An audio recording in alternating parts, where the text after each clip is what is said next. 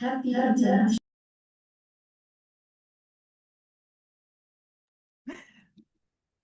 Good morning. Sorry for that. Now we are fine. Okay. Good morning, good afternoon, good evening, everyone. Happy International Translation Day. We will start our day with our amazing speaker, John Warren, CEO of CIOL. Hi, John. Hello, Nancy. How are you? John, Can you hear me okay? I think there is a problem in your voice. I think you're muted or something like that. Okay, well, I think my microphone is working.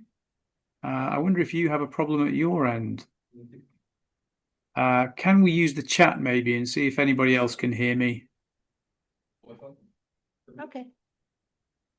John, So yes, other people can hear me, Nancy. you're muted.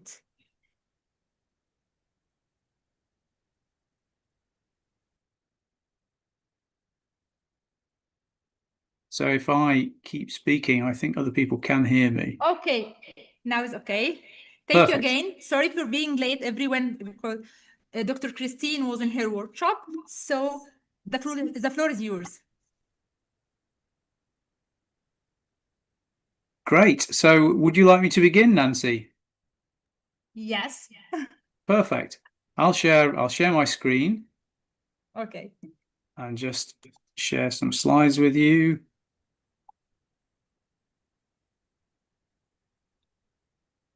So, International Translation Day. It's wonderful to be here to celebrate it with you. And I'm John Warren, Chief Executive of the Chartered Institute of Linguists. And I'm just going to briefly say what I think is changing in translation in our context this year and what will always stay the same. So who is the Chartered Institute of Linguists? Well, we represent and support linguists as a profession and have been doing since 1910. We have a royal charter, which was given to us by Queen Elizabeth II, and we also offer international qualifications for translators and interpreters. We see it as our role to help set benchmarks for quality and standards around the world. We have more than 5,000 members worldwide, and actually Arabic speakers are our fastest growing member segment. So we're incredibly happy to welcome more Arabic speakers to the Chartered Institute of Linguists. And we are, of course, the only organisation that can give you the title of Chartered Linguist. And what is a charter? Well, charters are an invention really to enable the spreading of professionalism, promoting of quality, and the raising of standards. And basically, they're across many professions, so the law, accountancy, many professions. But it's very important that we do those things for the profession of linguists as well. So we're very happy to perform that role. So what is changing? Well, I think for most people, probably the biggest change they're seeing in their working lives at the moment is the advent of AI. Whether or not you're using it, it's certainly affecting the context. So it does feel with AI that we are at something of a crossroads. Artificial intelligence rapidly transforming the context in many language pairs, not all languages, but for many languages. And it does seem that any sense that we could wind back or pause the development of language-related AI is very unlikely at this stage. It's going to go forward and it's going to change all of our lives, I think. So realistically, the challenge is to focus on how we harness the potential of AI whilst addressing its many challenges. Now, around the world, this is a poll done by Ipsos Mori last year. Around the world, you have very different attitudes towards AI depending on where you are. So in countries like the UK, the USA, and quite commonly English-speaking countries, people are very nervous about AI and feel it's probably more likely to be a problem than a solution to the world's issues. In Europe, they're a little bit more positive, although not enormously. But in Asia, much more positive about AI. Now, tragically, on this graph, there aren't enough Middle Eastern countries, so we don't have a sense of what the region thinks, but it would be very interesting to hear in the Q&A what people's attitudes are. Is the Middle East more shifted towards Asia, positive, and sees AI as a possibility, or more shifted towards Europe and the Anglosphere, which is a bit more nervous about AI? So our view as an organization, our view is that we can't stop AI, but there are aspects of it that we really should continue to challenge. The way that data is used, some of the ways that it's promoted, and the many problems that it can generate if used inappropriately in translation and interpreting. But nevertheless, these new models will bring new opportunities. What's for sure is in the future, much more content, more written content and spoken content will be translated. So that presents an opportunity for us. And the human, we believe, is and will continue to be essential in language services for a very long time to come. And it probably means that the most skilled linguists will be the most in demand in the future. One of the things that you can see with AI more generally is it tends to promote people with the strongest skills and the greatest experience. So what stays the same? And I think this is really important to recognize that we have unique expertise as linguists. We have an understanding of the kinds of cultural and social biases that languages can contain. We also can see very readily what the sorts of mistakes are that AI and large language models can make, and particularly across different language pairs, you can see that in certain languages around the world, AI does a really poor job, although in English it does do quite an impressive job at times. So we think that it's quite important that we point out these tangible, memorable mistakes that we see and also highlight the risks of unsupervised use of AI where nobody's checking it and errors can creep in. And sometimes they can be very, very dangerous errors. So if we want a world that's more inclusive, safer, and more representative, then we need to contribute as linguists to these better solutions that could mean that it is a safer, more inclusive, and responsible and representative solution to the world's needs. So some practical steps we can all contribute to. I think it's very important that we highlight these tangible and memorable examples when we see them. So depending on what social media channels you use, there's a very good job being done on LinkedIn and other social media channels to really highlight what some of the quite appalling errors are that can occur with hallucinations and mistranslations. So really important, I think, that we highlight those. Absolutely important to promote the ethical use of AI, that the people are careful with the data and realize where data can be taken into other jurisdictions and given to the wrong purposes. And then I think it's also important for us all to keep pace with AI. So to the extent that we can, to use it, to test it, and to better understand it, because the more we understand it, the more we can help to steer its use towards better solutions for the world and greater social good. So why what we do matters and will always matter rather. Well, languages are constantly evolving, constantly changing, and languages carry so much of our identity as human beings and individuals. So I think that we'll always be ahead of AI in terms of expression and how pronunciation, forms of address, vocabulary, grammar, how all of those things will continue to evolve in our lifetimes and for future generations. And something that I've always found very poignant, I was once in Beijing, sitting in a university watching an exam where 1,000 people were taking their English IELTS exam. And I came across this poster, which I took a photograph on the wall. And it basically says, from Nelson Mandela, this in China, if you talk to a person in a language they understand, that goes to their head. And if you talk to a person in their own language, it goes to their heart. And this really is the centerpiece, I think, of what we're celebrating today on International Translation Day. We have the capacity to understand language and speak to the hearts of people, not just the minds. So today, it's great to be with you to celebrate the work of translators, to remind the world how important translation is, and then celebrate the work of all linguists and all the world's wonderful languages, which we all share in. Thank you.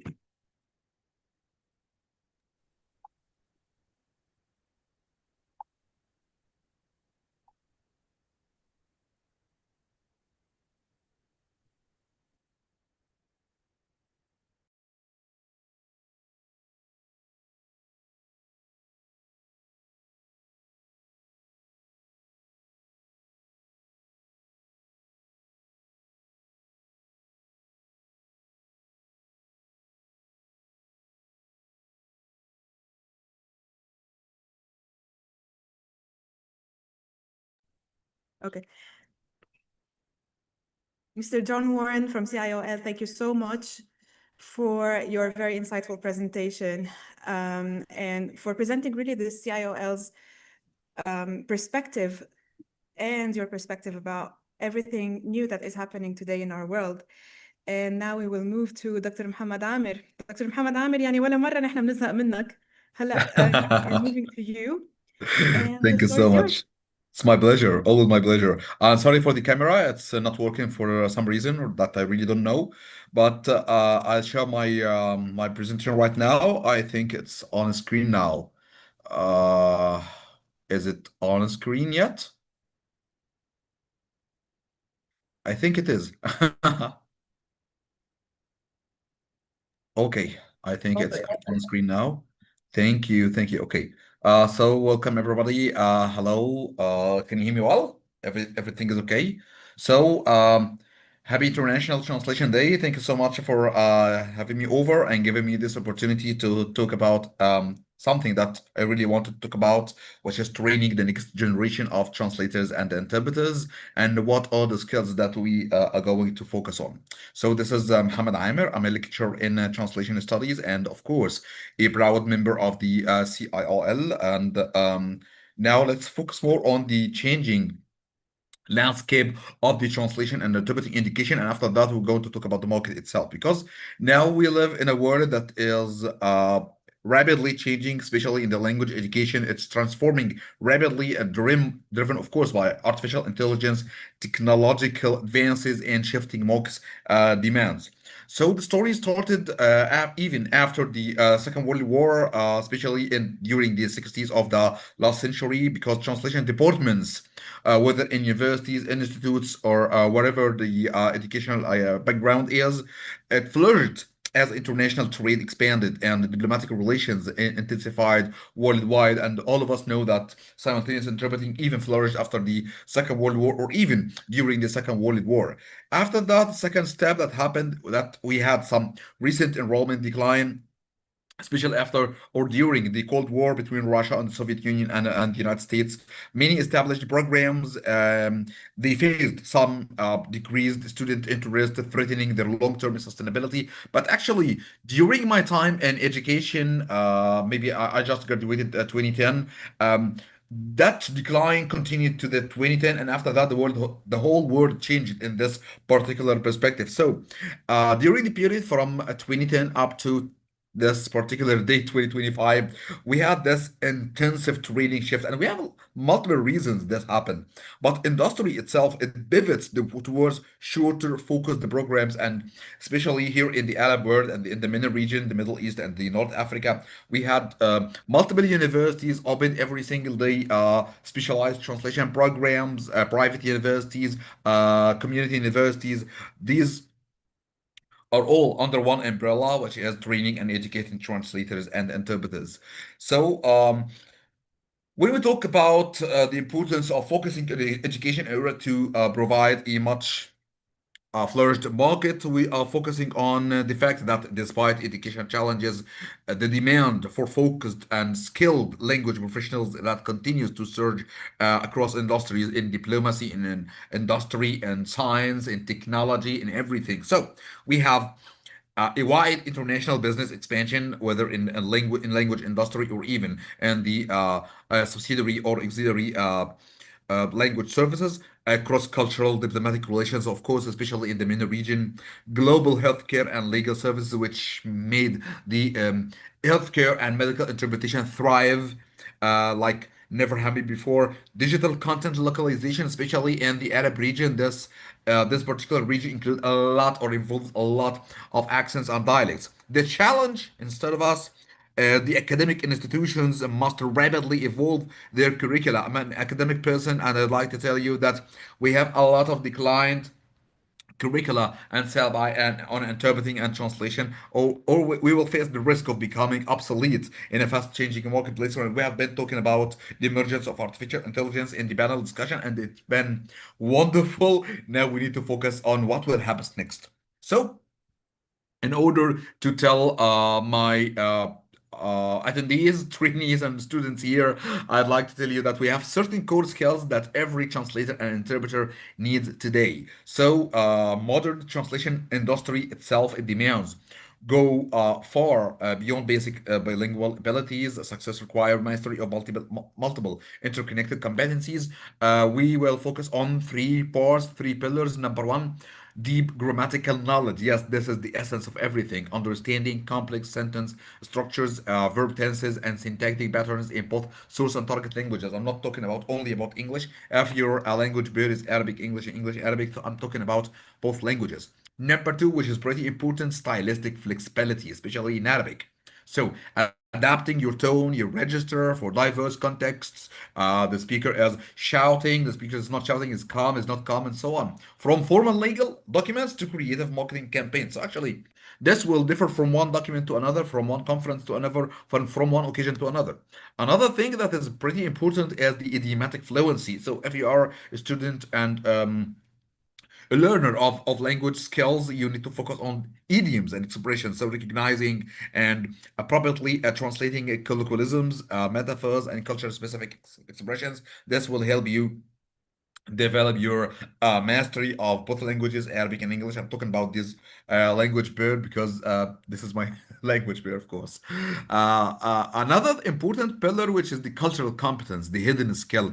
This skill is pretty important that comes after language because actually, if you develop your language without developing your cultural competence, you will never be a translator. A translator will combine cultural mediation, literary immersion, and native interaction together in one context because translators actually they serve as bridges. We have been talking about this in the panel discussion between world views, not just languages, but actually in a conflicting market, in a conflicting world like us. So you play a very important role in bridging the gaps between nations. And of course, you need to provide a deep engagement with literature, media, arts from both culture, from multiple culture. If you are a polyglot, that will develop intuitive understanding of cultural nuances. And of course, I'm not only talking about interpreting tonight, but also about translation itself, because you need to have, as much as you have speaking and listening skills in interpreting, you need to have exceptional writing and attention duty to detail in translation. So, three pillars that we need to focus on: a natural flow. You need to provide flow and to be trained on this. So I call all professors, all lecturers, all trainers to focus on these three pillars: natural flow. Translators must provide original composition. It's not like I'm just translating this document and it looks like a translated file. No, I would like to read your translation, but feeling that it's originally written in that language. Number two, quality process. Yes, quality process is very important. It's not like delivering files, documents to the document and to a document owner, of course, and then getting paid. It's not like that. You need to provide multiple revision rounds, followed by systematic proofreading techniques, and finally with peer review. So this is pretty critical in our business as translators and especially proofreaders and reviewers. Critical precision, this is the final process that we need to emerge or to focus on concerning if you're translating literature, if you're translating something related to literary devices, so in specialized fields like medicine, literature, law, contracts, business. A single misplaced word can totally change and even kill person, to injure them, to make them damage it. So please focus on this and provide a higher quality insurance degree. Research and specializations. I was never a student of simultaneous interpreting because actually in the faculties of arts in Egypt, all Egyptians know this. We do not study simultaneous interpreting and we don't even study interpreting. But actually, this pushed me after graduation to focus more on the specializations that I never learned. Including scientific translation, of course, technical, legal, financial. This also led me to focus more on further and multiple skills, including interpreting, including, of course, proofreading, reviewing, and other skills. This has been pushing me forward. What are the essential skills that you need as an interpreter in 2025? We're almost done with 2025, but this actually applies to the future. Of course, number one, You need to provide real-time language proficiency and quick thinking. Quick thinking is the essence of interpreting. So interpreters must understand, process, convert meaning in seconds, switching between languages mid-conversation, because actually we have multiple speakers who can switch codes in one sentence. This is a headache to any interpreter, but you need to train yourself on this. So this is the process of multiple training stations and so on. Bidirectional fluency, equal comfort translating in both directions. I know you will have a preference. You'd like to translate into English or interpret into English more than your mother tongue. This happens every single time. But actually, you need to have the flexibility and equal comfort to do the other ways. Contextual adaptation, learning about people in the Gulf, people in Africa, in Asia, in Europe, in Americas, and so on. You need to rapidly grasp these implied meaning, cultural references, and even speaker intentions and their notes, their intonations, and so on. Of course, I'd like to invite you all to get more in information about certification and professional training, and I'd like to seize the opportunity of having the CIOL on board in here. So I'd like to invite you all, if you are a trainer, if you're a student, if you're a graduate, if you are a professional of interpreting and translation, we have multiple accreditations and certifications that you can gain. CIOL on the top of the list, the Chartered Institute of Linguists. I'm a member of which. ITI, the Institute of Translators and Interpreters, and of course the IEC, or the International Association of Conference Interpreters. This will make you provide more credibility, trust in your services, in your language services. This will also be embedded in your master's degree programs, continuing education through courses, through trainings, everything. Conference interpreting programs in all over our universities, they are developing themselves. They provide comprehensive theoretical side by side with practical extensive training through simulation exercises, mock exercises, and so on. Um, and finally, I would like to invite you all to focus more on what will happen in the future concerning the use of artificial intelligence. I'd like to invite all of the MENA region and all of the world universities and institutes to focus more on embedding artificial intelligence as a subject matter, as a topic, and as a course in all interpreting and translation programs, of course, because actually that's what prepare our students, our trainees, our people to brace the future, to expect what will happen in the future, to expect what their career will be in the future. Actually, this will make them less feel like afraid of what happens the next steps that they will take. So I believe this invitation is very important. This has been the importance of train yourself, focus on programs, get accreditations, get certifications. If you finished your studies, your higher studies, there are even postdoctoral studies in different universities, and they are, I know it's expensive, I know it's somehow costly, but actually you are investing in yourself, you are investing in your future. This is very important. Thank you so much, Apex. Thank you so much, all of our attendees. I hope you enjoyed this. And if you have any questions, I'm available to answer. Thank you. Indeed, Dr. Amir, thank you so much Thank for you. this intervention. And indeed, not only you are saying it, I am saying it, but also all the huge businessmen say it. The best investment you can make is investing in yourself. So thank you so Exactly. much again for reiterating this very important information. Thank And you. now let's move to translation, shaping a future you can trust. Dr. Nabiha Maktabi, now the floor is yours.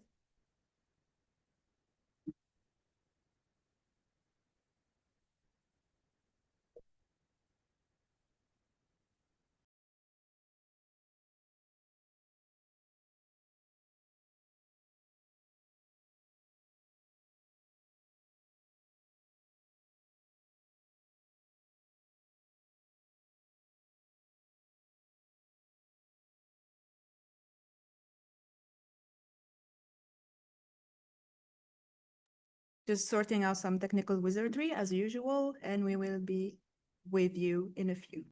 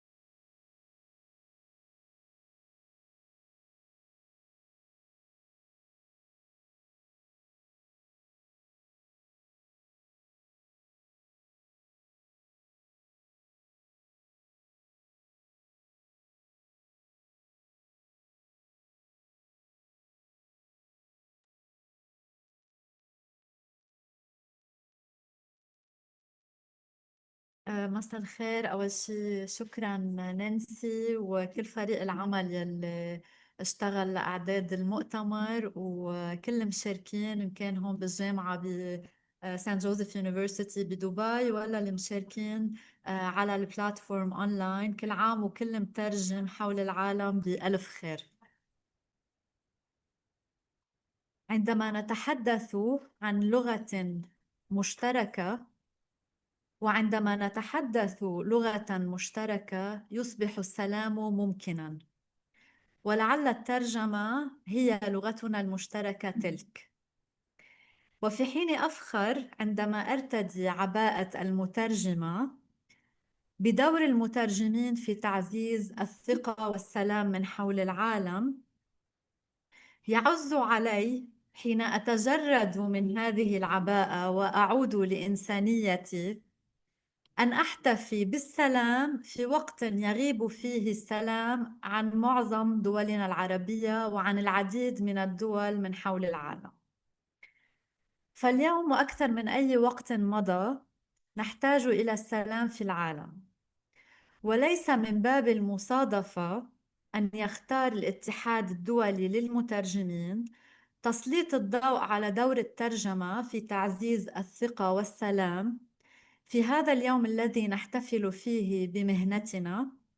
فمنظمة الأمم المتحدة كانت قد اختارت العام 2025 سنة دولية للسلام والثقة، وقد ورد في نص المنظمة: واستقر بأن السلام والثقة يقتضيان تقبل الاختلافات وامتلاك القدرة على الاستماع للآخر والاعتراف به واحترامه وتقديره، إلى جانب العيش في سلام واتحاد. ولعل جميع المصطلحات التي اختارتها منظمة الأمم المتحدة في قرارها هذا تصب بطريقة أو بأخرى في إطار تعريف الترجمة ورسالتها من تقبل اختلاف الآخر والاستماع إليه واحترامه.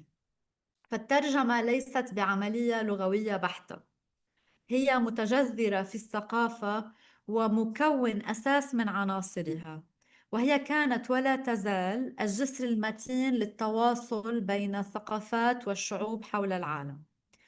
فهي تتيح لنا المجال واسعا للتعرف إلى الآخر ودراسة ثقافته، مما يسهم في فهمه وتقبله وبالتالي التواصل معه وتعزيز ثقتنا به.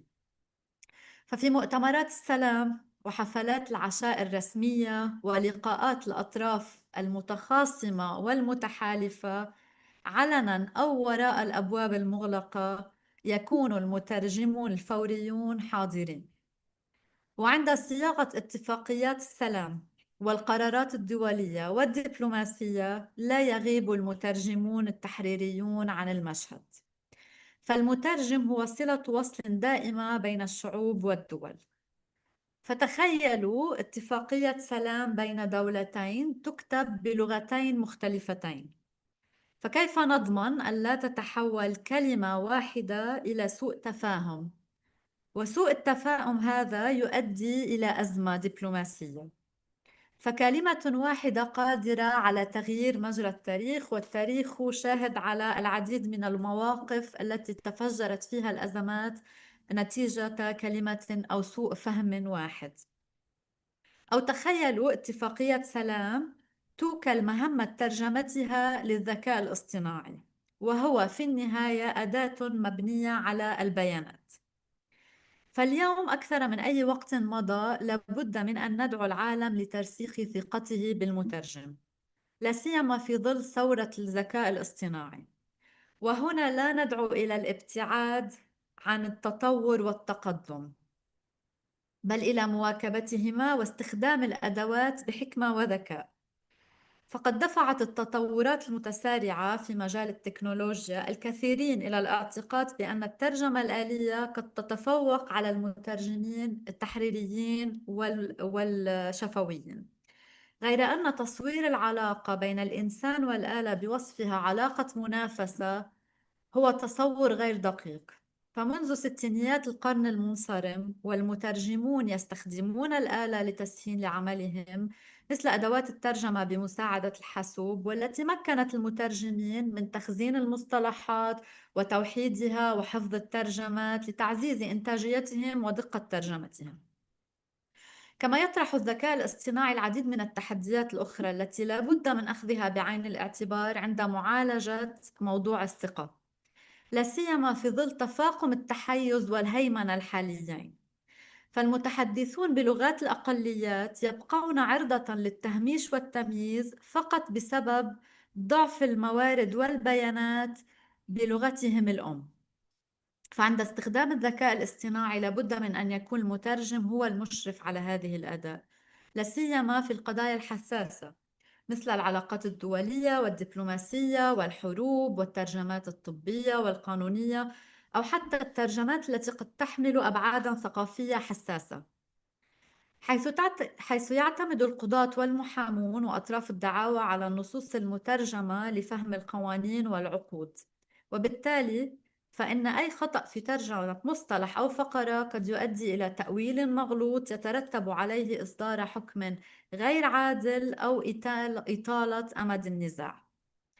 كما يتسم وضع المترجمين في مناطق النزاعات والحروب بحساسية بالغة، فدورهم لا يقتصر على دور الوسيط اللغوي، بل يطلعون بمسؤولية محورية في تيسير العمليات الميدانية ونقل المعلومات بدقة. وغالباً ما يجدون أنفسهم في مواقف معقدة تتطلب منهم الحفاظ على الحياد في ظروف يغلب عليها انعدام الثقة بين الأطراف، ليصبحوا هم كمترجمين المصدر الوحيد للثقة. أما على مستوى العلاقات الدولية والدبلوماسية، فإن الترجمة الفورية أو التحريرية تعتبر ضرورة للتفاعل بين الدول على مختلف ثقافاتها وتنوع سياساتها.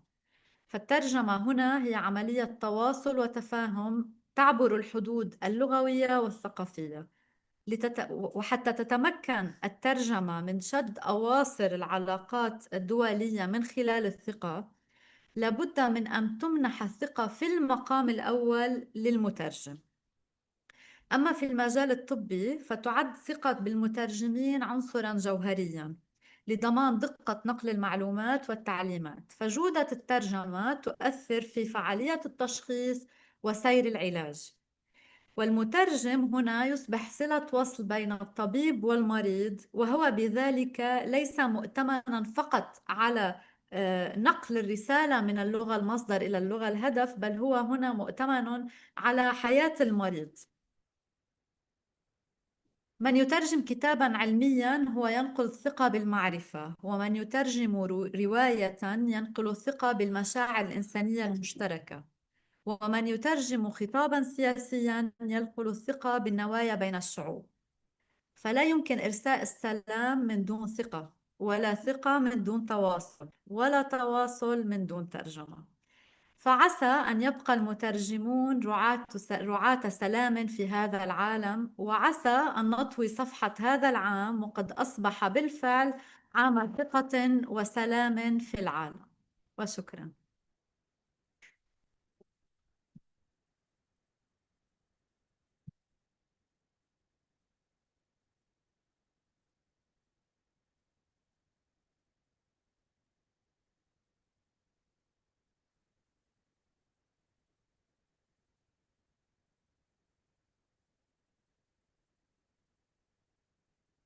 Dr. Nabiha, thank you so much for this beautiful intervention. شكرا جزيلا دكتورة نبيها. And now we have a really interesting speaker from pros.com, Mrs. Andrea Capuselli. It's about risk management. It's about assessing new clients, identifying scams, and making informed decisions as you begin a new professional collaboration, which is something that we are a lot facing in our days today as translators and interpreters. Unfortunately, Andrea was not able to join us online or here even on site. So this is why she has a pre-recorded video that now will be played, but stay tuned because it's really an extremely important presentation to listen to.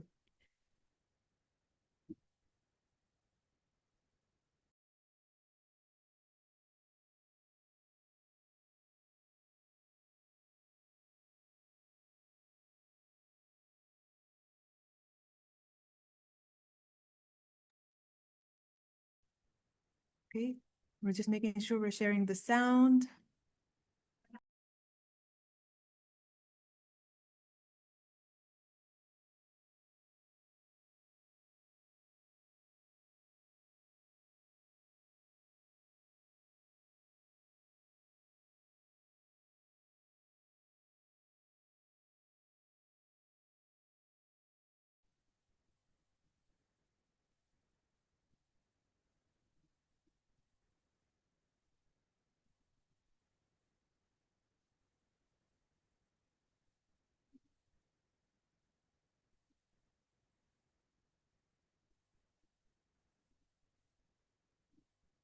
Risk to your business, so we are going to focus on three key aspects: operational risk, client risk, and financial risk, which of course overlaps with the first two. When it comes to operational risk, there are many ways to ensure that your business runs smoothly and that you are prepared for any surprises. Although some of them, such as having multiple devices and locations to work from in case of technical issues, or paying for professional liability insurance, may not be accessible to every freelancer. But basic online safety is free and it can save you a world of trouble. Protecting your devices and your accounts protects your data and your clients' data too. So, what are the basics? First, remember to use unique, strong passwords with letters, numbers, and special characters. Use two-factor authentication whenever available, and definitely consider switching to a password manager, that is, if you haven't already. Always use a strong antivirus and scan your devices for malware regularly. And if you're not familiar with them, learn how to detect phishing emails and phishing websites. Finally, don't forget to regularly back up your data offline, for example, in a portable hard drive.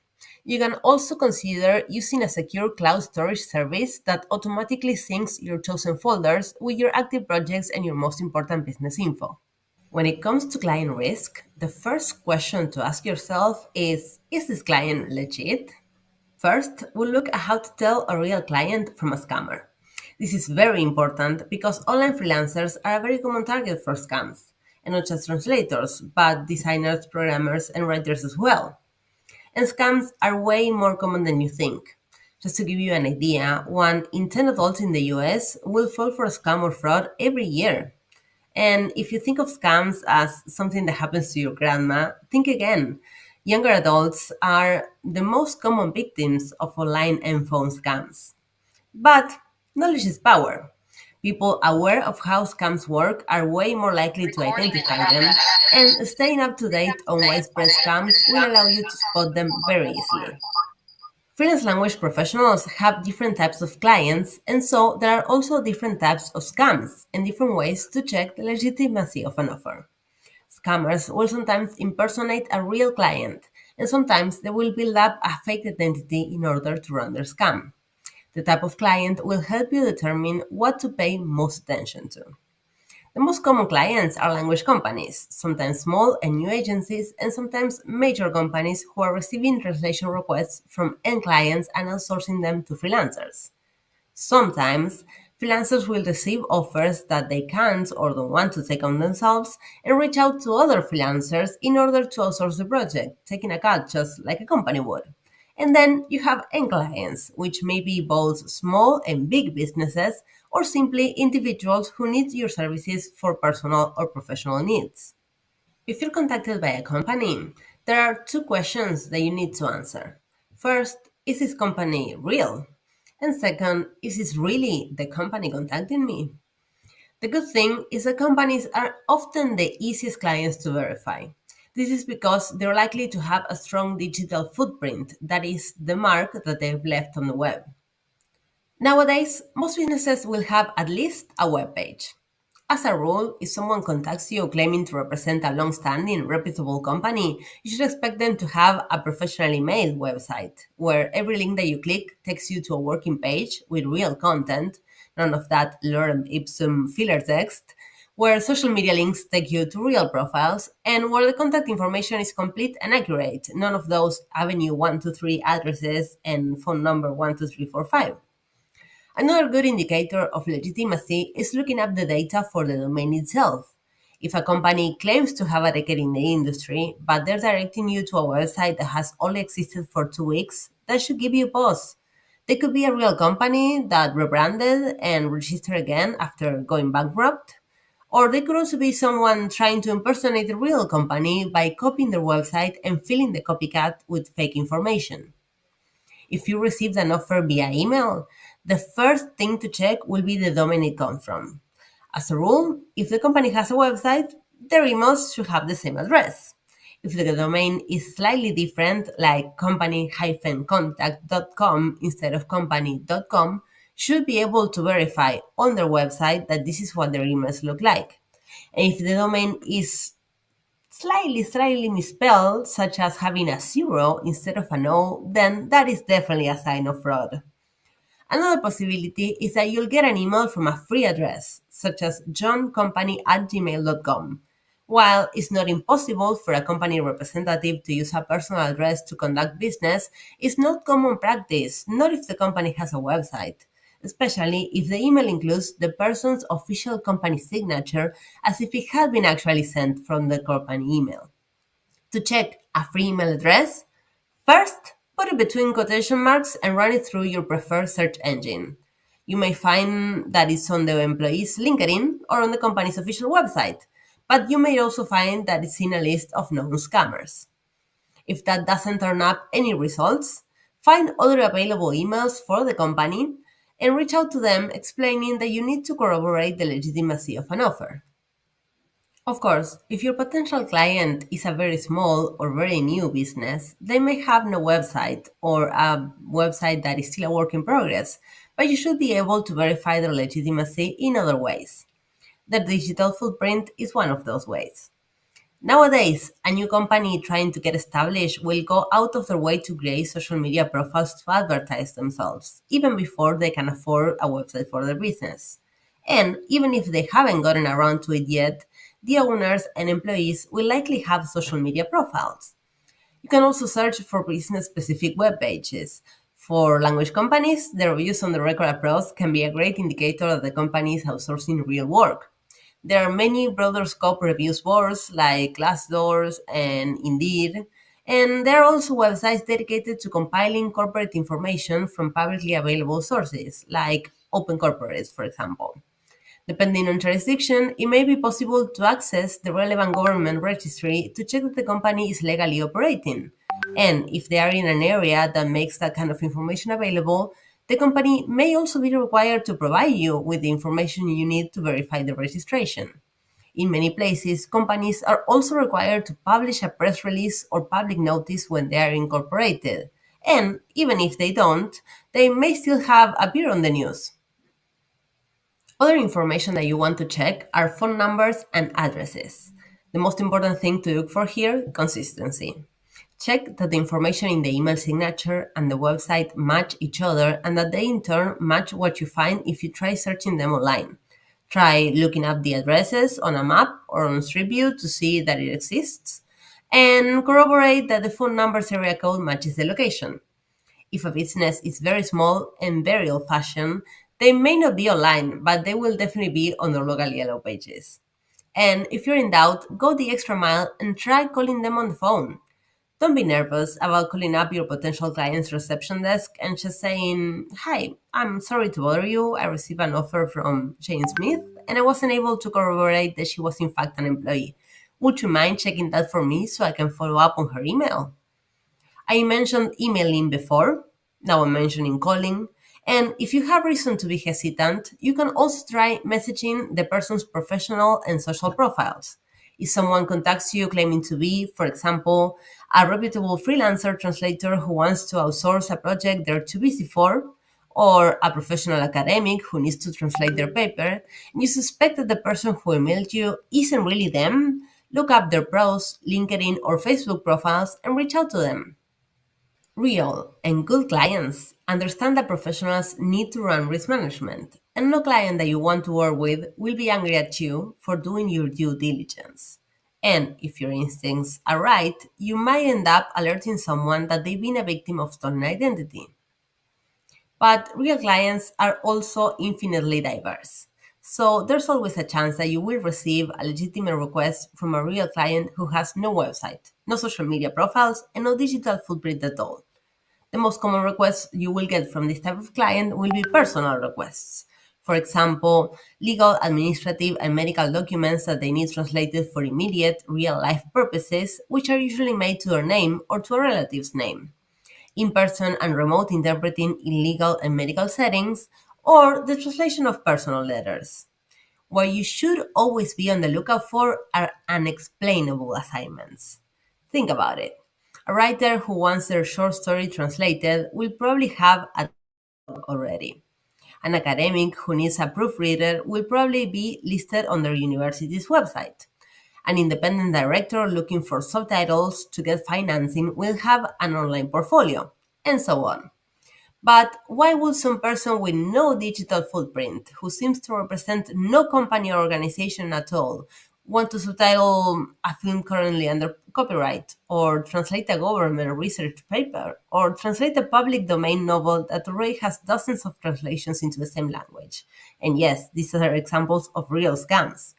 On top of that, why do they need that urgently, as soon as possible, to the point that they're willing to pay any rate? Unreasonable demands, which often come hand in hand with unrealistic promises, are the other two big red flags to look out for. Clients that try to rush you into making a decision before you have sufficient information, that ask you for a payment to expedite process, or that make strangely generous offers even before you had a chance to say your aims and terms. Now, sometimes you may find that your potential new client is a real person, but there are still some red flags.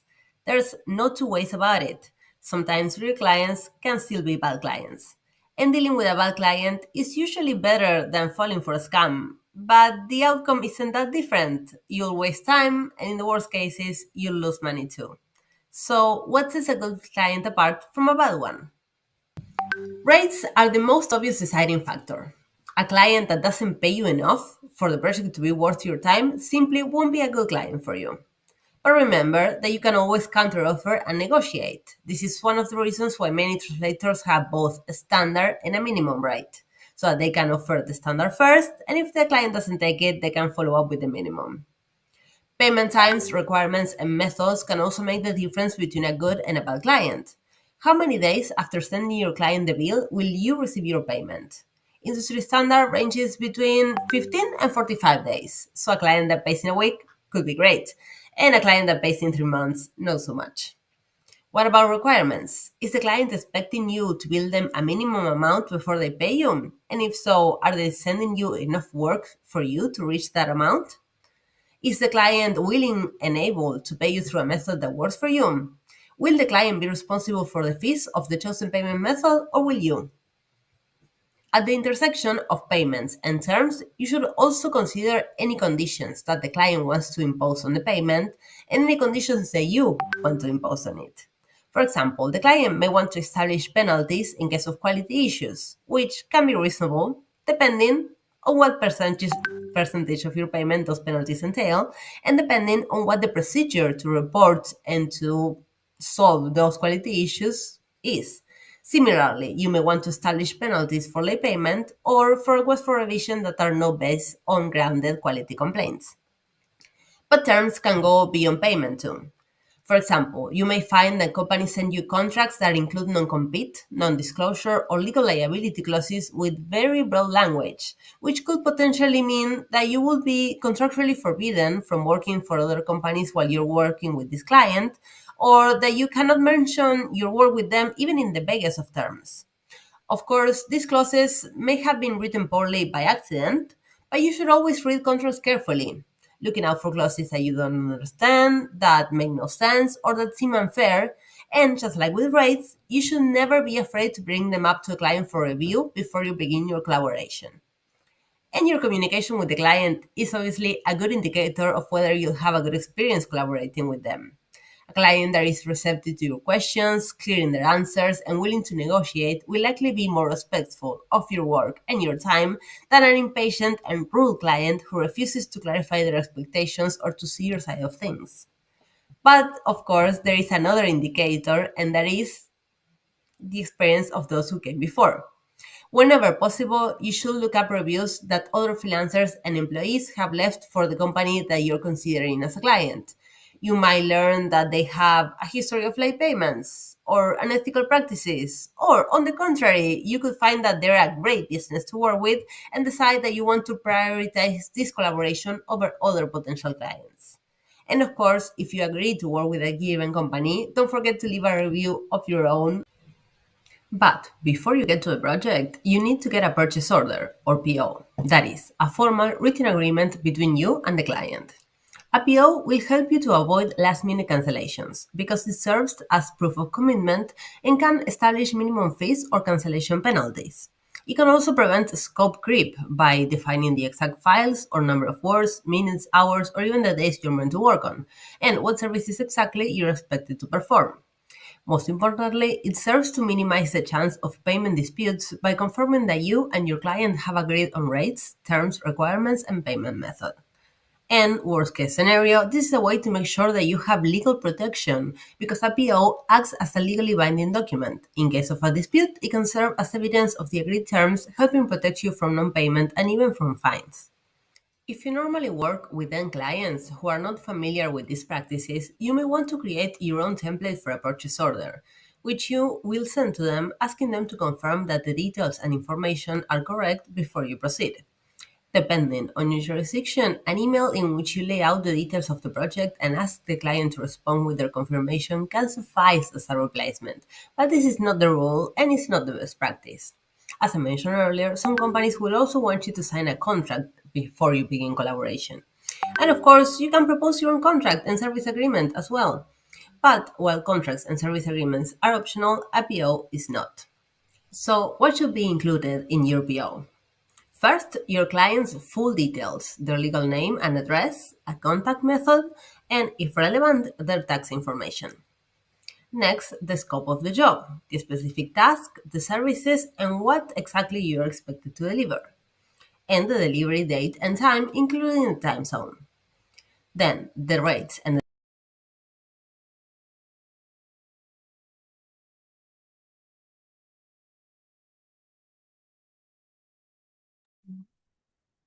All right, ladies and gentlemen, so this video, you can access it again on Ring Central and on during the replays, so you didn't miss out on it. You didn't lose it. It's still for you. But now we have to move to Dr. Nada Khouri. She will be now with us. I would love to invite you to present, to introduce yourself, what you do, and what you will be talking about.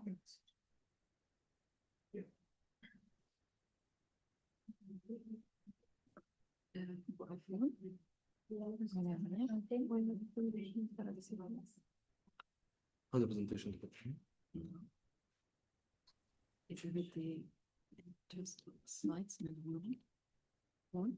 yes forward Okay, very good. okay Okay, بلش بتطلع بالكاميرا. طيب انا بس عشان الكاميرا على هيك على واحد من هدول شوفي اي واحد منهم هل بدك اوكي تيستنج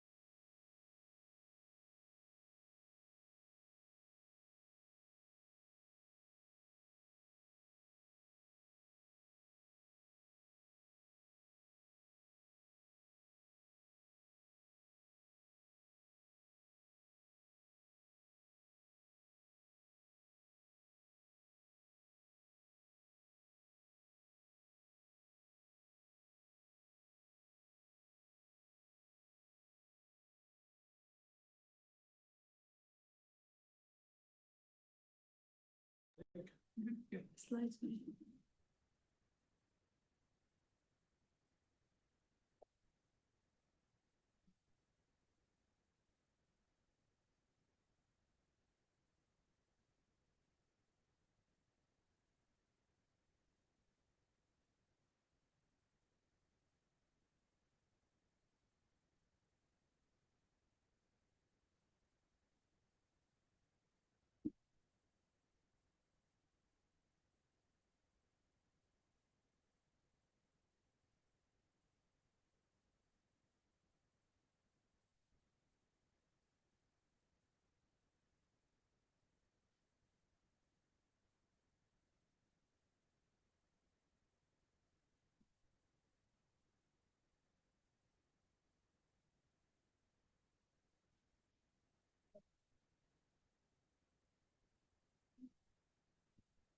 تفضلي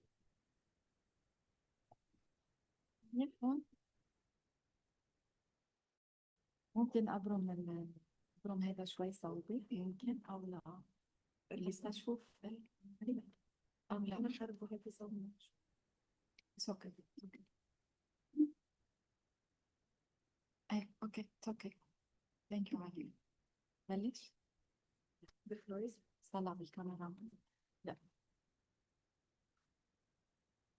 So good evening. I'm Dr. Nadal Khouri from St. Joseph University, Dubai.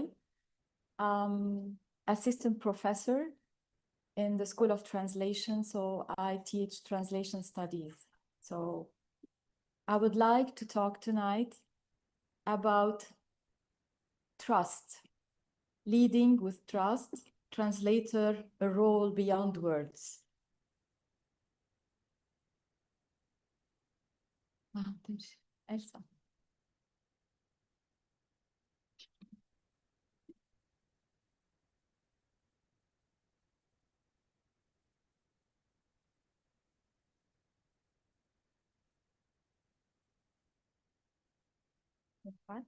I think so. Better than head. Okay. So I would be talking about three things. So I would like to start with an introduction about September 30 and what it means. Then I will talk a little bit about the International Translation Day 2025, and then I will go to the core of the subject, which is leading with trust.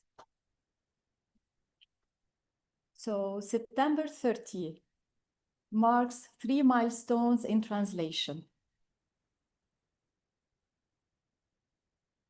The first is International Translation Day. As far back as 1991, the International Federation of Translation, FIT or FIT, launched the idea of the day to honor the work of translators, interpreters, and terminologists, and because they play a crucial role in fostering cultural understanding and cross-cultural understanding. The second milestone is September 30. It marks the feast of Saint Jerome, who lived in the Middle Ages. So he is considered as the patron saint of translators. He was a prolific scholar, fluent in Latin, Greek, and Hebrew, and he translated the Bible into Latin, and the version is called the Vulgate or Vulgate, and he made the Bible accessible to a wider audience. The third milestone is May 24, 2017. That was when the United Nations General Assembly adopted Resolution 71-288 to recognize the role of language professionals in connecting nations, fostering peace, understanding, and development. And all these words, they echo the theme of this year of the International Translation Day. On that date also, the UN, the United Nations General Assembly, declared September 30 International Translation Day at the UN to be celebrated across the entire UN network. And I would like to mention here that at the United Nations, there are not only translators and interpreters, but there are other language professionals, for example, editors, précis writers, verbatim reporters, etc. And it's very important to mention also that the United Nations value multilingualism because it's a core value and an essential factor in harmonious communication among people. So for nearly 35 years, the International Translation Day has been celebrated across the world, and every year there is a theme that is highlighted each year. So I included some of the posters starting from 2013.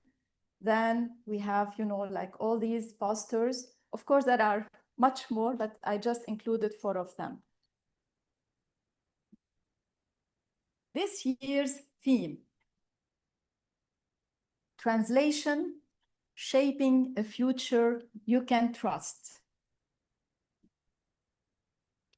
So this is the title.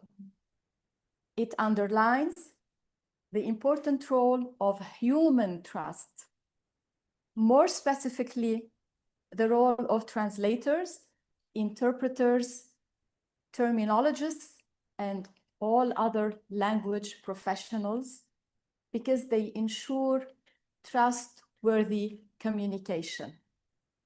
So in this era where digital content spreads rapidly and it's being fueled by AI-generated content, AI-generated translations, global communication is being somehow undermined by the growing lack of trust because of, AI-powered translation. Also, this year's theme echoes the UN International Year of Peace and Trust 2025.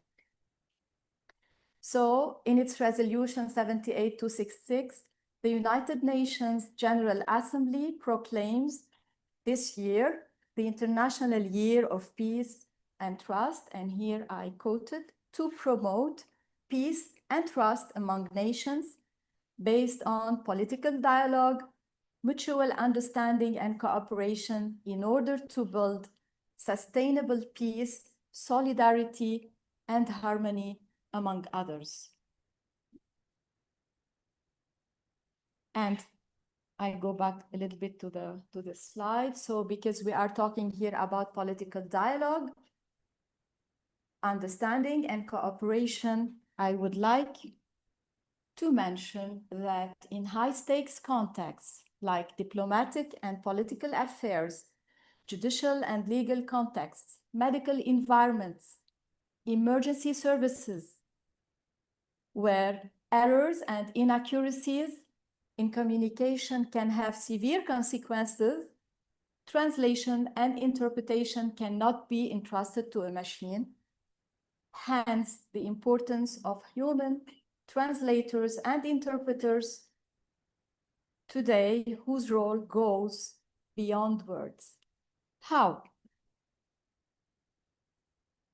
It's to lead with trust.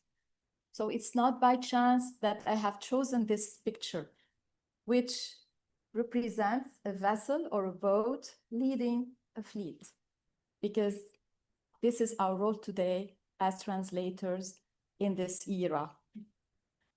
But how to lead with trust? So in today's fast-changing landscape, which is marked by AI advancements, translation automation, translators are navigating a sea of challenges, because we hear a lot that our role is going to end, that the machine is going to replace us. So in this context of uncertainty, our role goes beyond words. So far from being passive passengers, we need to be at the helm and to make a good steering. And what does it mean to make a good steering and steer well? To adapt to the winds of change is to embrace technology, make it a tool to help us, to assist us, and to move through this complexity, but at the same time while keeping sight of the destination. In doing so, we lead with trust. Now, we go more into details. So leading with trust, it encompasses 3 values: professionalism, responsibility, and leadership. I started with professionalism because it's, the basic value, the basic requirement. Quality, skills, interaction. Then in responsibility, rules of professional practice, code of ethics, and then leadership, to lead and guide, inspire, and influence. So with these 3 values, the translator inspires trust. We go more into detail. So professionalism, what does it mean to deliver quality? To deliver quality is to possess the translation competence to undertake work. Of course, we can talk a lot about this subject. Translation competence is a very complex concept, idea. And according to PACT, it's a PACT group in Universidad Autónoma de Barcelona in Barcelona. Translation competence comprises sub-competences, for example, bilingual, extralingual, etc., instrumental. Then we have the skills. What does it mean? Skills is to maintain our skills through lifelong learning. And in this era, it's very important because there are many tools, technology is evolving, so we need to be up to date and keep learning throughout our career, throughout our life, to maintain our skills. And then interaction is very important when we deal with other clients, customers, colleagues, etc. It's very important to deal promptly, proactively, and courteously. Responsibility. So I move on to responsibility. We need to know the rules of professional practice and the code of ethics, if possible, of course. So professional practice is when we have the first contact with the text, if there is a customer, first contact with the customer, and to start to build trust with customers and clients. And then comes the text evaluation, and then our ability. Are we able to deliver this work or not? And then work execution, delivery, follow-up, etc. And I would like here to quote from the Code of Professional Conduct of OTIAC, the Order of Translators, Terminologists, and Interpreters in Quebec, Canada. Before providing a professional service, members, it means accredited translators, must take into account the limits of their abilities, knowledge, and available resources, and they must not undertake work for which they are not sufficiently prepared without obtaining the necessary assistance. So we need to know our ability. If we're not able to deliver a task, work, a translation, we can ask around us, maybe, for help. Then the code of ethics. We have duties towards the public, keep on working on delivering on better services, duties towards the profession, if we are member of an order, professional order. And the most important thing here is duties towards our clients or customers, if you are dealing with customers, integrity, availability, diligence, secrecy, professional liability, and then, of course, remuneration, excuse me for the word. Now I'd like to move on to the third value, leadership, which is very, very important today. So we need to lead and guide, and we need also to influence and inspire. To lead and guide, what does it mean? We live in a maze, of tech paths. So it's easy sometimes to lose direction. So our duty is to lead our students, to lead the public opinion sometimes, because they say, okay, you're going to lose your job. No, it is our duty to lead to the right way and to show them the importance of human input and not the machine input, because not all machine ways are reliable and worth taking. So we have to be very careful. Also, in a web of AI-generated translations, it's easy to be misled. So our duty also is to guide, to set directions to the human sense in both meanings of the word. Human sense, it means our good judgment and also our good understanding of, the text that we are dealing with. Because good judgment and correct understanding, only human translators are capable of. And then we need to influence and inspire. How? With our mission of being true and authentic. Because where AI generate copies, artificiality, flat translations, we, the human translators, we create authenticity. So I would like to conclude with this picture that machine translation technologies are tools in our hands. So let us work alongside these tools. Let them help us make the best use of them to keep contributing to understanding, peace, and trust.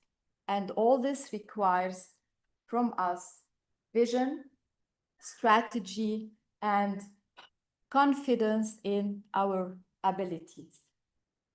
Thank you.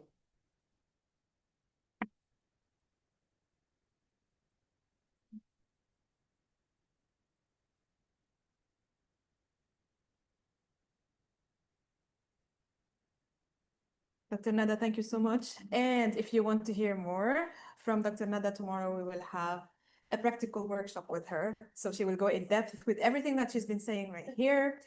Another thing I want to remind you of is that we have this raffle, which will make you win a lot of beautiful things.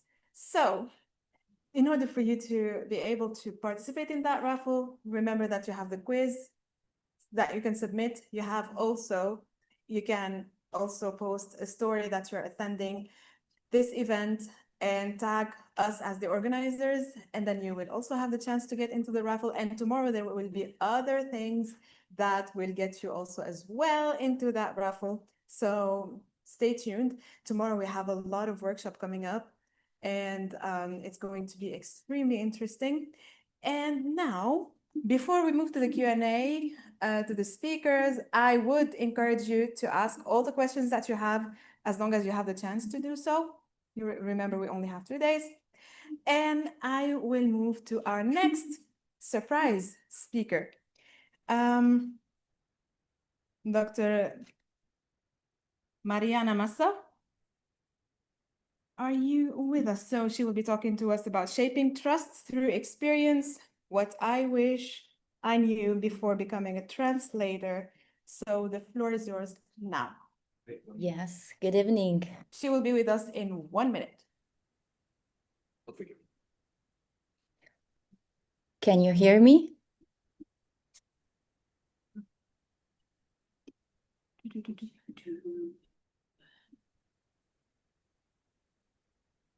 Can you hear me? Oh, I see someone can hear me. I'm not sure that our colleagues in Dubai can hear me though. Yeah. Okay. I hope also the colleagues in Dubai can hear me. Okay. So I'll get started. Okay, first of all, I would like to introduce myself. My name is Mariana Massa. I'm a freelance translator and an interpreter.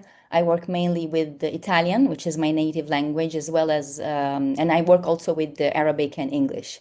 I also occasionally lecture at the Catholic University of the Sacred Heart in Milan, where I obtained my PhD in Arabic linguistics. So good evening, everyone. I am thrilled to be given the opportunity to participate to this event, and I'm grateful to all the organizers from Apex Legal Translation and St. Joseph University in Dubai, Prozi.com, and last but not least, the Chartered Institute of Linguists. I'm particularly grateful to Dr. Muhammad Amer and Nancy Tahir for bringing me here today. So today I want to share with you some reflections on my journey as a translator, and particularly the lessons I wish I had known before I began. The title of my talk is Shaping Trust Through Experience. And I think trust reflects what translation truly is. The art of building trust between languages and between people who don't share the same language, and also within ourselves as professionals. And it is through cultivating this trust that every translator can lay the foundations for a sustainable career that lasts in the future. What I'm about to share with you is not theory, but lived experience with all its zigzags and maybe the frustrations also, and the moment of deep satisfaction. I'm addressing particularly the emerging translators among you in the hope that some of these insights will serve you as a guidance for the future. Some of what I will say has already been said by other speakers today, but as they say in Latin, which is the ancestor of Italian, repetita juvant, which means it's useful to repeat.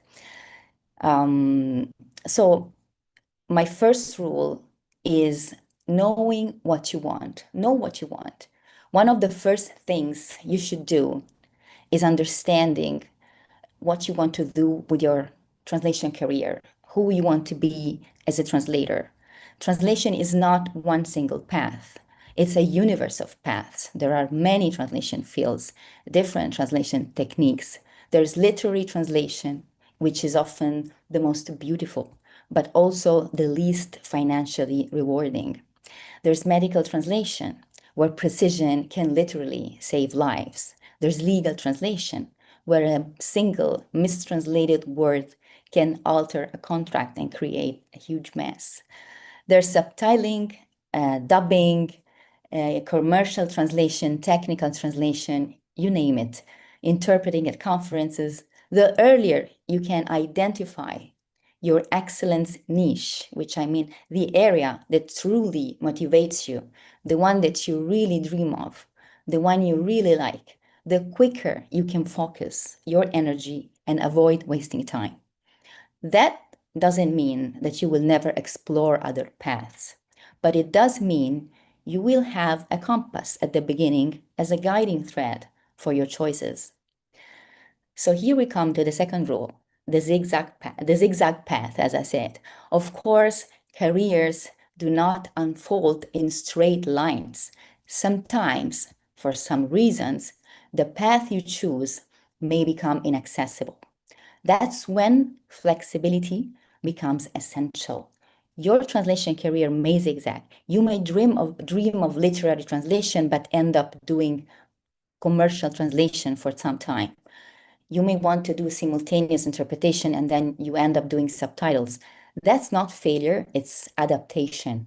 Every detour enriches your skills and often opens unexpected doors. So be ready for flexibility. Think of your career not as a straight road, but as a network of paths. Sometimes the inaccessible paths close and new ones open.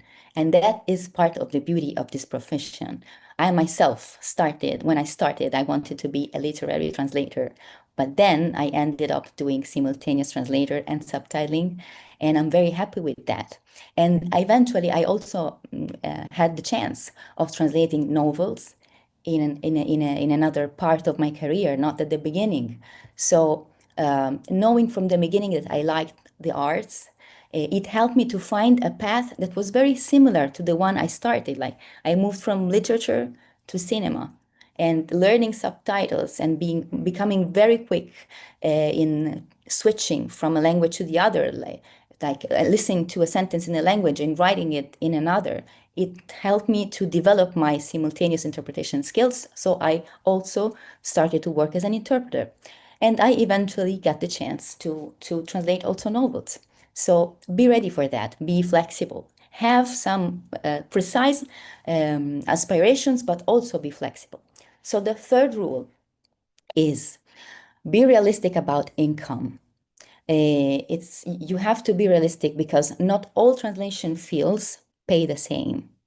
Literary translation, which many of us love, because it's beautiful to translate an artwork, a literary work, a novel or a poem. But the problem is that it is usually the least remunerated because the time you spend translating a novel or a poem, it's not rewarded as it should be. You can take hours and still be paid according to the number of words you translate, but maybe it can take you up to 3 hours to translate just one verse of a poem. So, you have to bear that in mind. Many literary translators that I know survive by having side jobs like teaching, like copy editing, or doing other kinds of translations. I have one of my friends, Barbara Teresi. She's one of the best translators of novels from Arabic into Italian. She won, one of her translations won the Torjuman Prize for translation, which is one of the biggest translation prize in literary translation. And when she started, she was working as a bartender. So, keep that in mind. Be realistic. There are fields, although they pay much better, like medical or legal translation, because they require a high responsibility. I'm not trying to discourage you from a particular field of translation toward another, but just be prepared. Know from the start that money is unevenly distributed in translation, so you're not surprised later, and you'll make conscious choices about how to balance your passion and your survival. Coming to survival, my fourth rule is networking is survival. This is a crucial point. Translators often work alone, but we never work in isolation. We depend on communities, online platforms like prozy.com, or even WhatsApp groups of translators, translator forums like the one you can find on wordreference.com. These are places where you can ask at any time of the day and the night, how do I translate this word or this sentence, and get help when you're stuck. And you find people actually replying to you, which is great. People you don't know, and they come and help. And you can also discover job opportunities. So networking is, from one part, is about finding new opportunities, but it's also about not feeling alone with your computer in your room. It's something that you should do. I'm here now thanks to networking, thanks to LinkedIn, and so on. And I have also been kicked out of a translators group on WhatsApp because I was too silent. So that's also something you should expect. Don't be angry for that. There are groups that have, as a rule, that they only want active, very active members, but it's okay, if you get kicked out from some of those groups. So the fifth rule is, it's a bit contradictory, but I will explain. I will break it down. Fake it until you make it. I know you've heard this idiomatic expressions before, but okay, let me break it down. There is a famous quote by Samuel Beckett in one of his novellas, Wordsworth Hoe, published in 1983, which is the year I was born, by the way. And it goes like this: ever tried, ever failed? No matter. Try again, fail better.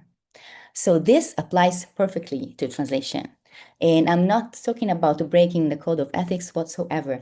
I'm talking about finding a place where you can fail safely, because failure is a part of the path to success. But in order for you to fail safely, you have to take some precautions. You may stumble in the booth. Your hands may be shaking, your words lagging behind. That's normal. But the important thing is putting yourself in a situation where you can do it without creating any trouble. That's why I strongly recommend to be mentored by professional interpreters. Don't go into a booth alone and unexperienced. Work under guidance, learn from corrections, and accept that progress is built on repeated attempts. I remember in my 20s, I'm in my 40s now, the first time I went completely blank in the booth, and my booth mate quietly took over, giving me a moment to think and cool down. 10 years later, in my 30s, I was the one taking over to let a nervous interpreter, a newcomer, catch their breath and restart. So you see, what goes around comes around. And my sixth rule is Rome wasn't built in a day. This is another proverb that many of you know, and it brings me back to Italy, where I'm from. It also brings me back to a word that I like because it's untranslatable, and I like untranslatable words. It's gavetta. What is the gavetta in Italian? It's the phase of your career, the very start of your career, where you build your experience, your reputation, your connections, and your CV from scratch. It's not just an internship, it's a series of unpaid or poorly paid tasks that grind through which you have to grind through them and to rise from the ranks. They help you to become someone from being no one. So in today's Europe, internships must be paid, at least minimally. But when I was in my 20s, that was not the case. I did some unpaid internships. Do I regret it? No. Was it unfair? Maybe. I'm not totally sure. But what I know is that it gave me opportunities and visibility. Today, young translators don't need to accept unpaid internships in order to build a CV. They don't need a budget to relocate. There are websites like Amara for subtitling, TED Talks, translation platforms, Translators Without Borders, where you can volunteer from home and still gain valuable experience. There are websites like Upwork, or for the Arab audience here, Khamsat, where you can start accepting low-paid tasks and building your profile and your CV one by one. Back in my 20s, these platforms didn't exist. So I had to contact local associations. I had to offer my services for free. And then fast forward, I ended up at the Italian embassy in Cairo. Do you get the point? Every effort, every line translated adds to your invisible CV, the one that makes you trustworthy to future clients. Seventh rule, agencies and beyond. Another step in the translator's journey is working with agencies. My advice is start with agencies, but don't stay there forever if you get the chance to leave them. Agencies are important for beginners because they provide steady work, feedback, credibility, CV, but over time, you may establish direct connections. I'm not saying that to steal your clients from agencies. That's very unethical and unfair because it betrays the trust of someone who gave you the opportunity to work in the agency. But what I mean is that eventually you will meet new clients through networking, through referrals, through your growing reputation. And when that happens, you can start building your own clientele. That's an upgrade. That's professional emancipation. My eighth rule, and my last rule, and most important rule, is be a lifelong learner. Perhaps the most important piece of advice. Translation is a never-ending study. Even if you settle in one field, say medical interpreting or legal translation, don't stop at your niche. Take courses in other fields. Stay updated. Improve language combinations in which you are not excellent yet. Explore areas outside your comfort zone. Why? Because it keeps your mind elastic and your soul young. Unfortunately, you can't keep your face young, but at least your soul. Because if you have cultivated curiosity and if you've kept learning, you'll have other paths open that you never know, new occasions that can come. And then remember, translators are bridges between worlds, and bridges must be regularly maintained and reinforced. So stay updated and stay strong. Thank you for listening to my talk. I hope you enjoyed it.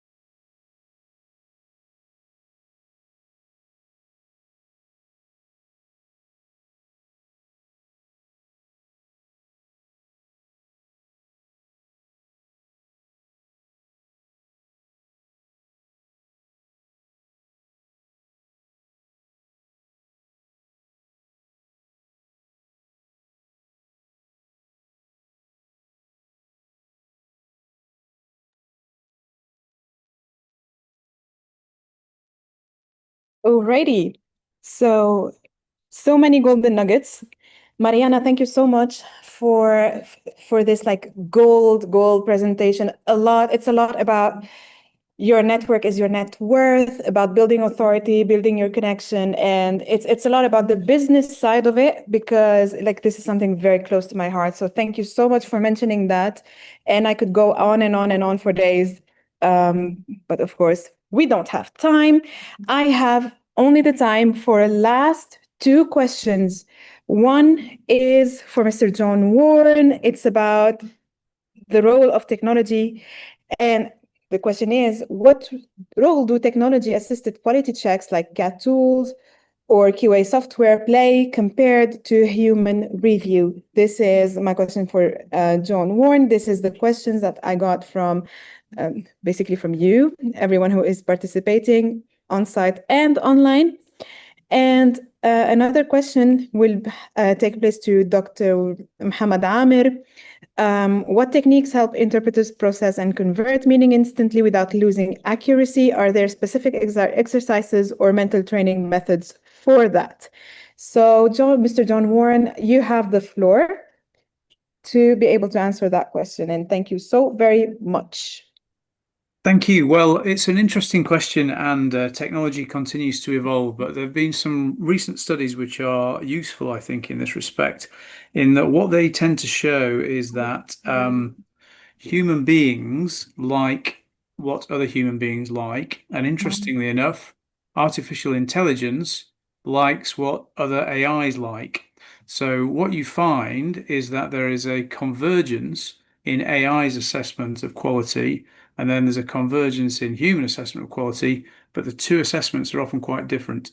So basically, I think what we're starting to find is that there is a fundamental incompatibility between the way AI quality checks and the way humans quality check.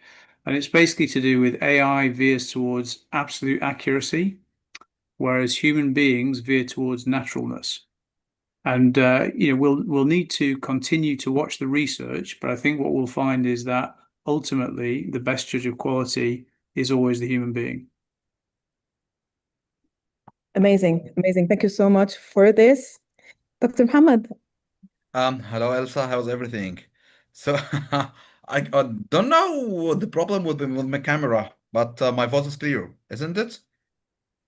I cannot see you so far, but your voice is loud and Okay. clear. Let me at Like, least answer the question. So the question was, what techniques help interpreters process and convert meaning instantly without losing accuracy? I think the answer applies to both consecutive and simultaneous interpreting. We have multiple techniques. Number one, of course, note-taking techniques, because we use abbreviations, symbols, and structured notes to quickly jot down key ideas. Vertical notion system, of course, where one concept is written per line and connections are indicated diagonally. Technique number two is chunking and segmentation together, dividing speech into somehow smaller logical segments, chunks makes processing much easier to the human mind. Interpreters also split sentences into parts, subject, verb, object if the sentence is in English. If it's in Arabic, it's a verb, subject, object, and so on. Of course, the most important technique is anticipation and paraphrasing. And I totally invite all interpreters to practice shadowing all the time, because whether you are experienced, whether you are novice, we are able to anticipate what the speaker will say in the next words. For example, if some sentences start with although, however, in spite of, but, and something like that, you can expect that the next part will be the total opposite. If it start with moreover, in additionally, you expect something that's added, that's confirmed as well. So this is another technique. Another technique which is very important. This is my last technique, I promise. Consistency and avoidance of language mixing. Don't mix language. Don't mix between Arabic and English if this is your language pair. Because actually we can expect a lot of interpreters when they found that the speaker himself, like code switching all the time, we get this mixing thing. So maintaining consistency throughout the interpretation and avoiding mixing resource, anticipation and paraphrasing, chunking, segmentation, and of course, number one, note-taking techniques. That's it. I hope I answered the question. That's everything. Thank you very, very much, Dr. Muhammad. As an interpreter myself, I can only second your opinion and say you can have all the technique in the world. All Yeah, the technique. exactly. However, if you don't practice, you will not get to that goal, which is to keep speed and consistency and accuracy at the same time. Yeah. So no matter what you're going to do, consistency is key. Yeah, it's And working now. Whoa. Camera is on now. Last time. Thank you so much. Thank you. amazing. So that said, ladies and gentlemen, that was the wrap up of the first day of the ITD Celebration 2025. I would just want to remind you that certificates will be available for those who participate both days. Okay, so the certificates will be there, but you will have to participate for both days to get them. And that was all for me. Thank you so much and see you tomorrow. Tomorrow is going to be a very interesting day. So yeah, be many. See you tomorrow. Bye-bye. Bye. Bye.